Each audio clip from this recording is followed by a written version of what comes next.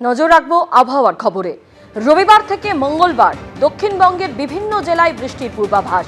দক্ষিণবঙ্গের মুর্শিদাবাদ, বীরভূম, দুই বর্ধমানে বেশি পরিমাণ বৃষ্টির পূর্বাভাস। দক্ষিণবঙ্গের বাঁকুড়া, পুরুলিয়ায় বৃষ্টির পরিমাণ বেশি হবার সম্ভাবনা।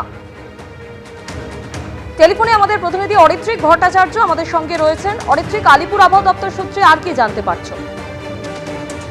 দেখো, জানা যাচ্ছে যে গতকালকেও আমরা দেখেছি কলকাতা সহ দক্ষিণবঙ্গের বেশ কয়েকটি জায়গায় বৃষ্টি হয়েছে। আজকে এবং আগামীকাল কিছুটা শুষ্ক আবহাওয়া দক্ষিণবঙ্গে থাকবে এবং তার পরবর্তী সময় রোববার থেকে ফের কিন্তু তাপমাত্রাও কিছুটা নামবে এবং তার সঙ্গে বৃষ্টির সম্ভাবনা রয়েছে। তার কারণ আজকেও আমরা দেখেছি অধিকাংশ সময় মেঘলা আকাশ ছিল। বাংলাদেশ এবং সংলগ্ন গাঙ্গেয় পশ্চিমবঙ্গে একটা ঘূর্ণাবর্ত তৈরি হয়েছে। সেই ঘূর্ণাবর্তটি একটি অক্ষরেখা এবং প্রভাবে জলীয় বাষ্প বাতাসে ঢুকছে।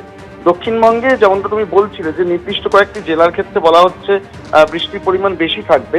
রবি ও সোমবার দক্ষিণবঙ্গে বীরভূম, মুর্শিদাবাদ, পূর্ব পশ্চিম বর্ধমান, বাঁকুড়া, পুরুলিয়া এই জায়গাগুলিতে বৃষ্টির পরিমাণ বেশি হতে পারে। অন্যান্য জায়গাতেও বৃষ্টির সম্ভাবনা থাকবে এবং পরবর্তী সময় কিন্তু সোমবার এই বৃষ্টি এবং মঙ্গলবার সেই বৃষ্টি কিন্তু চলতে থাকবে। উত্তরবঙ্গের ক্ষেত্রে বৃষ্টি এখনো কিছু কিছু জেলায় হচ্ছে। রবিবার থেকে সেই বৃষ্টি বাড়ার সম্ভাবনা রয়েছে। সার্বিকভাবে যেটা দেখা যাচ্ছে যে আগামী কালকের দিনটা হয়তো বৃষ্টি শূন্য কাটবে দক্ষিণবঙ্গ, কিন্তু আগামীকাল বিকেল সন্ধ্যের পর থেকেই আবহাওয়ার কিছুটা পরিবর্তন হবে এবং রবি থেকে মঙ্গলবার দক্ষিণবঙ্গে বেশ কয়েকটি জেলায় বৃষ্টির সম্ভাবনা থাকবে। ধন্যবাদ অরিত্রিক। নাগেরবাজারে হাসপাতাল লাগোয়া বিদ্যুতের খুঁটিতে আগুন। নাগেরবাজার ফ্লাইওভারের পাশে আইএলএস হাসপাতাল লাগোয়া বিদ্যুতের খুঁটিতে আগুন লেগে যায়। অর্থাৎ বুঝতেই পারছেন আতঙ্কের জায়গাটা, উদ্বেগের জায়গাটা।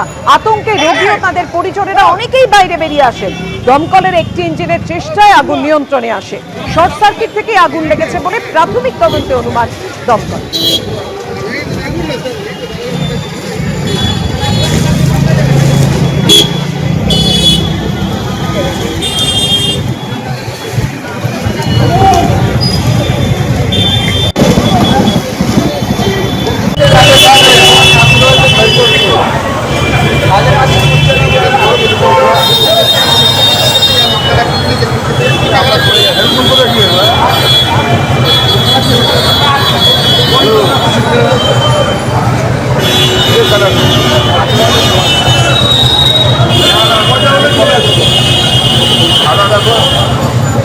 যাইনি এখন রংপুর চলে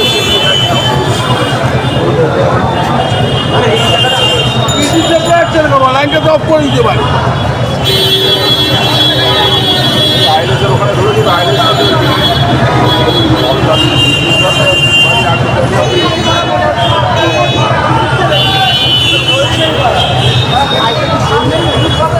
এবিপি আনন্দ, এগিয়ে থাকে, এগিয়ে রাখে।